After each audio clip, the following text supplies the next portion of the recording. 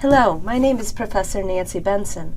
I'm a lecturer in the English department, and I've created this presentation to assist you in understanding how to master college-level reading. This video will help you better understand the types of reading you will be asked to complete in college, and it will also offer ideas about building the necessary skills and strategies to complete your reading successfully. Since not all of your readings in college will be from books, this training will refer to your readings as texts or as readings. By the end of the video, you will have a good understanding of the various kinds of readings you will complete in college and how to go about reading them in a variety of ways depending on why you are reading that particular text. In college, your instructors may ask you to read a variety of texts, some of which you may not have encountered before. Much of the time, instructors will list the primary readings you will need to complete on the course syllabus. You should get organized to complete your reading by locating required books and other readings as early as possible in the semester and familiarizing yourself with them. Many of your readings will be found online or in an electronic repository or learning site like Blackboard. Librarians and the campus bookstore can also help you locate required readings.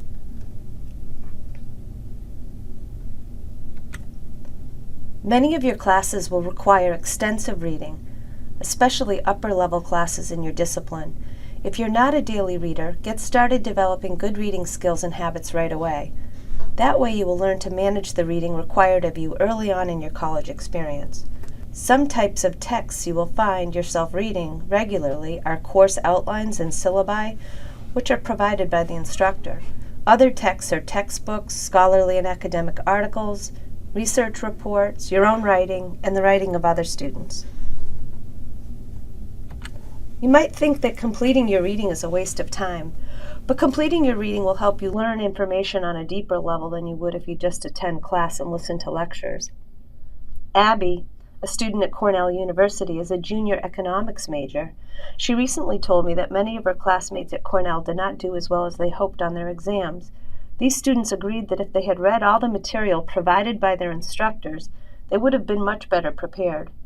If you start your reading early and connect it to course materials, you will build a stronger base of knowledge that you can draw from during class, when writing papers, and when taking exams.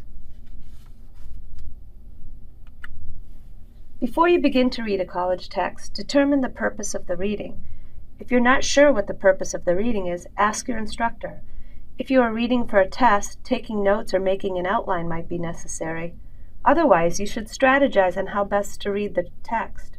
The 7 kinds of reading I plan to address in this presentation are surveying, skimming, critical, close, rhetorical, collaborative, and reading aloud.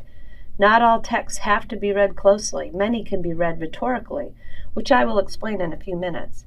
If you can master a number of different types of reading, you'll be better able to meet the demands of college-level reading. Before you start reading any text, you should survey it by looking at how it's set up. Preview the table of contents if there is one and look at how long and how difficult the text is. Ask yourself if the kind of reading, also known as genre, looks familiar to you. Maybe you have read this kind of text before. Also, consider why the instructor is asking you to read the text by referencing your course syllabus and outline. Usually, your professor will tell you why you're reading the text and how it connects to the course and assignments you may be given. A lot of reading time may be spent skimming text as you look for specific information in the reading. The ability to skim well by looking for keywords and phrases is a very helpful technique when you're looking for specific data, reviewing before a test or exam, or when writing a paper. Critical reading means that you look at the text to analyze the author's argument. When reading critically, you might ask, what is the author's main point? What evidence is the author using to support her assertions?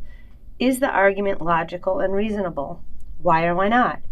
Reading critically might also mean that you look for information that the author is not providing about the subject and ask yourself why this information may be missing. Close reading is the deep or careful reading required of complex texts that provide information of which you may be unfamiliar. Many texts will have to be read 2 or 3 times carefully to understand them. Do not be surprised if you find yourself needing help reading complex texts. Help is available from friends, tutors in the Reading and Writing Center, and your professor. Rhetorical reading requires that you determine who the author is, why the text was written, where and when it was published, the key features of the text, the primary messages from the text, and the intended audience. Studies suggest that students who can determine the author, audience, purpose, and primary messages in a text are highly effective readers and have an easier time with close and critical reading because they understand the context or situation in which the text was written. Collaborative reading can be very helpful, especially when a text is difficult and it is a crucial part of your coursework. One way to organize a collaborative reading session is to find classmates who want to work with you in understanding the text. Participating students should read the entire text individually and then get together, perhaps in the library, to discuss the components of the text and its relevance to the course or assignment. If the text is really difficult, you can divide it into parts and have each member of the group share their understanding of that particular part. Collaborative reading practices can result in all members of the group gaining clarity about the text. When you're having difficulty understanding a text, try reading it aloud. Often, hearing the words out loud can help you make meaning of it. You should also practice reading your script or notes aloud when you're giving a presentation for a class. During peer review, reading your peers' paper out loud can help with the revision process, as you will often notice errors in writing more easily when you hear them. Also, many of your classes will require you to read aloud in class, so you will want to feel confident reading in front of your professors and peers. Students report that there are several factors that contribute to successful reading. The 5 most important are maintaining a positive attitude, reading in the appropriate environment, reducing distractions, developing good strategies and skills, and making connections to the text. I will now discuss these factors in turn. Keeping a positive attitude about your reading is very important. A negative or defeated attitude can affect your reading success because rather than focusing on what you're learning, you may find yourself focusing on how much you resent your reading assignment. Negativity is a waste of your time, so try to keep a positive outlook on your reading. Remember, your instructor assigned the reading because she believes it will benefit your academic and professional development. You don't have to like it to learn from it. Finding the right reading environment is also important, and students report that environmental concerns play a big role in reading success. Consider the noise level, temperature, and physical requirements that you need to read effectively. A hot, cold, or noisy dorm room may not be the best place for you to read. Another way to become a more effective reader is to try to reduce distractions. Many students disrupt their reading processes by keeping their cell phones on so they can text while studying, and by watching television. This may be fine during light reading or when reviewing, but most students report that cell phones and TV disrupt concentration and the reading process. Determine if listening to music helps you concentrate or serves as an unnecessary distraction.